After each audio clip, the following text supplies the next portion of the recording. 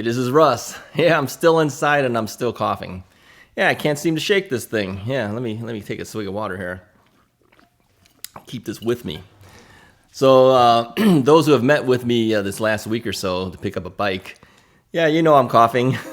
And those who are meeting with me tomorrow, which would be today as you're watching this, because this will come out on Saturday. Yeah, I'll be coughing and you guys too. No, I'm not contagious. It's a little tickly cough that happens in my throat when I dry out. I've been taking cough drops and that seems to help a little bit, but it's a temporary fix. Yeah, it's not permanently going away. So I finished off the medication that the doctor gave me for the antibiotics. I'm still taking the Prilosec type stuff. It's actually the generic ones that's at Costco. I got another week worth of that to do. They give you 14 days for that. But yeah, none of this seems to be helping. So yeah, I'm still coughing. Okay. Anyways, let me give you some updates and then we'll talk about what the main topic is for today. So let me give you a quick update on the bikes that were available for sale. Okay. Yeah, some of them have sold. I think 4 of them are going to be sold this week. So both Euphree bikes have sold. Okay, one's already been picked up. The other one's going out on Saturday, which would be today as you're watching this. And then the commuter bike, the Magicycle commuter bike, that's also going to be picked up on Saturday. The what else has been sold here? I'm trying to think. So 2 Euphree bikes, the commuter bike, and then for Magicycle, and then also the Magicycle Ocelot Pro has been sold. Okay, so what's still available is the Magicycle, what do they call it? Cruiser.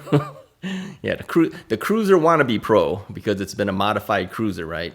That's still available, and then also the Himiway Rambler Premium. That's the top of the line one with the mid drive on there. That's still available. So, and the Jaguar Rundy, the Magicycle Jaguar Rundy is still available. So 3 bikes are still available for this year, and then I'm not going to sell anything else after that until things progress for next year. So has any new bikes been offered? Yes.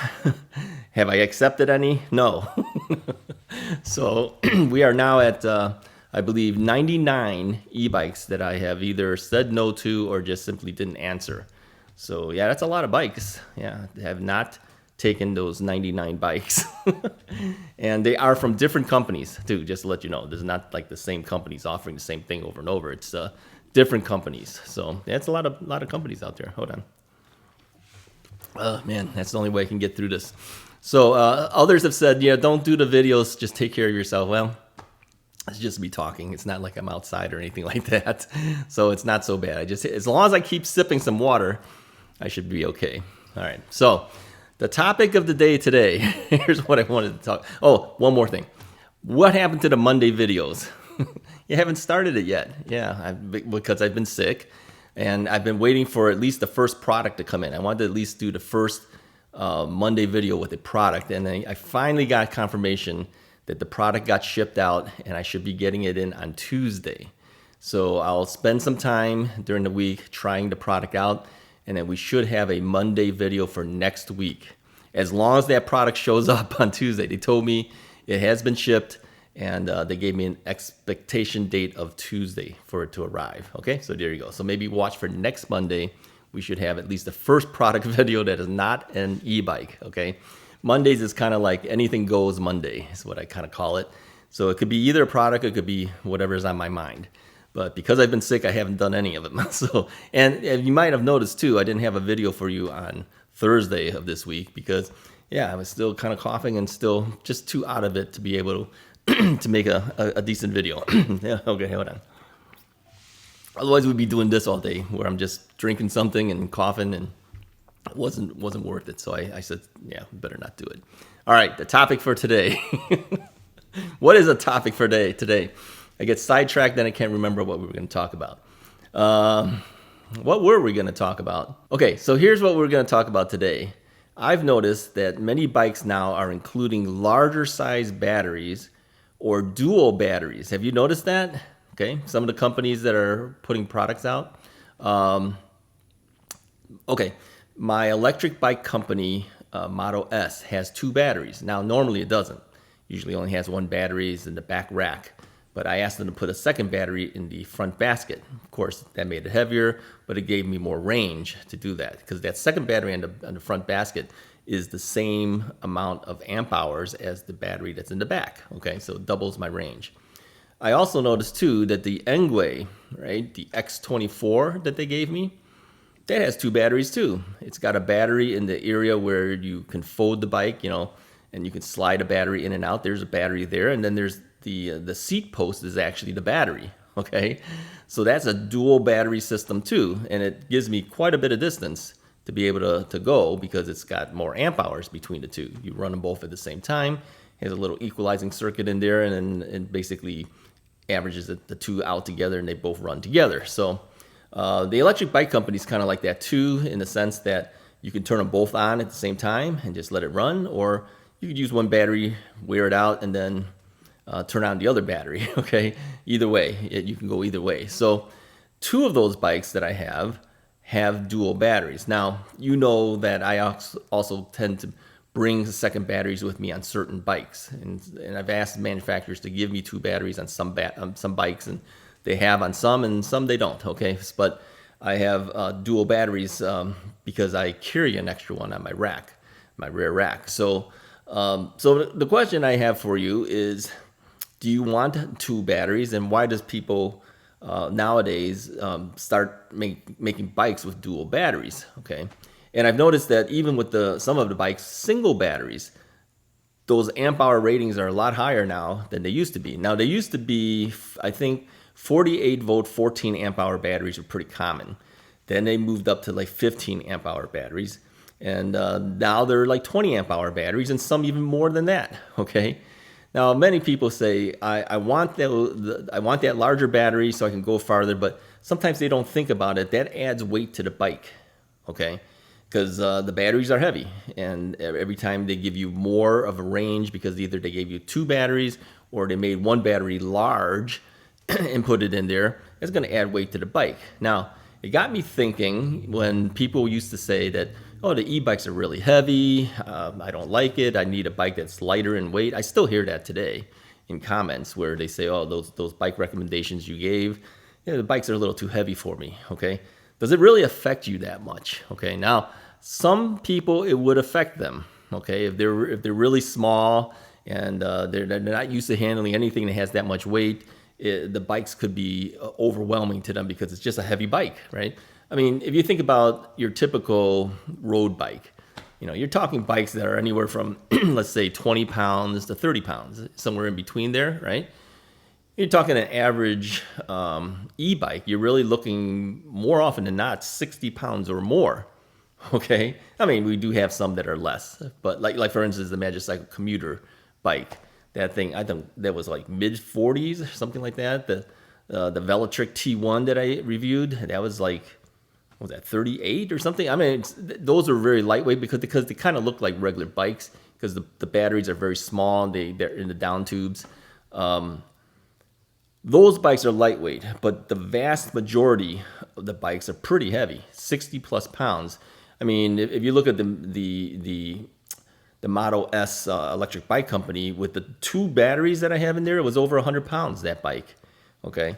Now, normally it isn't that heavy but I added a second battery to it. So does the heavy weight of the bike really affect you that much? Here's where I think it would affect you. If you're climbing stairs and you have to move the bike, all right, you got to move it up and down the stairs, that would affect you. Yeah, a heavy bike would not be so good. But let's say you don't have stairs to climb, okay? Maybe you wheel it into your front door and you just have a level, single level home. What would they call that? A ranch style home, okay? And you just roll it in. It doesn't really affect you that much. Some people, maybe they say, yeah, okay, I got one step to go up on top. But usually we can handle one step. But if you're talking stairs, it's another story, right? So if you have the dual batteries that add all the extra weight, or a heavier battery because you wanted a larger battery capacity, is that a good thing, or does it really affect you much? Now, when you're riding a bike, all right, once, and I'm not saying from the start of starting the bike up, you're rolling along already, okay? All right, you got yourself moving. does having that big heavy bike really affect you that much? And I would say not that much. Yeah, it really doesn't. I mean, think about this. People who ride motorcycles, you know how heavy that thing is, right? Does it really affect them that much when they're moving? And yeah, I mean, it leans a certain way, it feels a little different, but yeah, they're able to move it. They're able to ride it, right? It's kind of the same thing with, I think, with the e-bike. So even though the e-bike might be 60 plus pounds, 80 pounds, 90 pounds, whatever it happens to be, I think we can still handle it. But the thing is if you've never ridden an e-bike before, you kind of say, oh, they're too heavy, I can't handle it. You got to try it. If you don't try it, how do you know whether you can do it or you can't? And I'm saying that many people can. Now, give you back some other examples, okay? Like even my own wife, when she first got her first bike, she said, well, the things are so heavy, because she was not used to it because her standard, she had a hybrid Trek bike.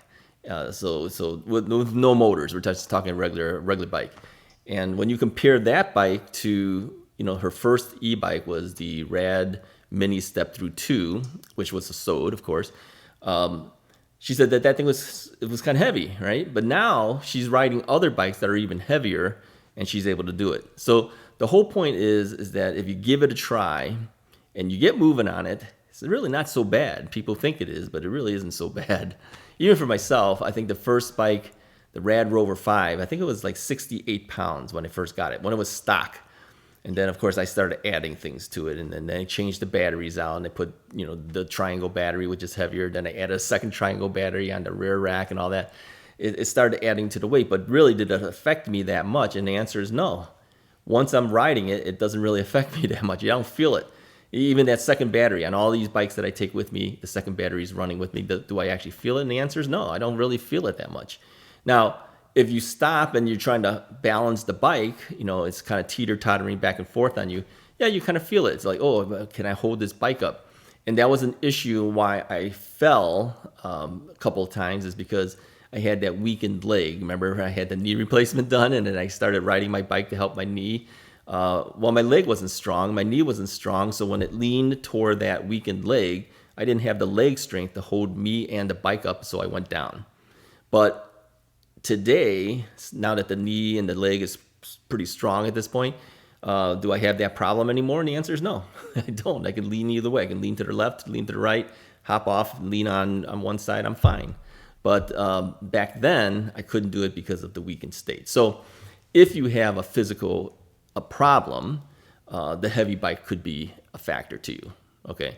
So now if you're going to do the double batteries or an extended range battery, just know that those bikes are going to be heavier. Does it really affect you that much? And I would say once you're used to it, the answer would be no. I don't think you would say, oh, I can't ever ride this bike because it's too heavy. Look at like I said, the electric bike company Model S that I have is over 100 pounds. That's a lot more than any of the other bikes because I've got so much stuff weighing in on that bike. But does it affect me where I can't ride it? No, I could ride it. Yeah, but I just have to know that whenever I stop and I hop off that bike, because it's just kind of step-through type design, I have to hold on to the bike and make sure that I don't lean the bike, and so the weight of it will, just kind of fall over because it's heavy in that sense. But when I'm riding it, does it really affect me? And the answer is no, it really doesn't. So anyway, I just wanted to bring that up, have you think a little bit about it. Do you have dual batteries on your bike? Do you carry a second battery? Does the weight of the bike really affect you that much or doesn't? Put a comment below, okay? I know the comments have been a little bit less lately simply because we haven't had topics that would ask you to kind of think through and share with the others. So yeah, go ahead and put a comments this time. Let me know. Do you have a battery that's a big, heavy battery? What is the amp hours of your battery in your bike? What is the weight of your bike? Did you add a second battery? What is the weight with the second battery? Figure that stuff out, okay? You can just go to your manufacturer's website where you bought the bike, take a look at the specifications, find out what the weight of your bike is with the battery, and if you put that second battery, how much does that second battery weigh when you put it in there? Now, other things that can weigh you down is if you have things like panniers or some type of bag that has tools like I do. Hey, my tool bag's pretty heavy. I think I measured it, was 10 or 11 pounds, something like that, okay? Do you carry a bike lock? How big and heavy is your bike lock? If you have like me, I have like the kryptonite chain, and lock. You know how heavy those things are? Those things are pretty heavy. Even the Ebikes bike lock that I have, you know, the folding bike locks, that's still pretty heavy too. So everything adds weight, okay? So, and then I'm heavy on top of it, all right? So you add it all up, that's a lot of weight that you're moving. Does it affect it that much on the bike? Well, think about for me, my weight is pretty high, okay? We're talking 260 plus. Add in the weight of the bike and the batteries, I'm still moving, okay? So is it not possible to use it? No, I could ride those bikes. So surprisingly, the bikes are built like a tank.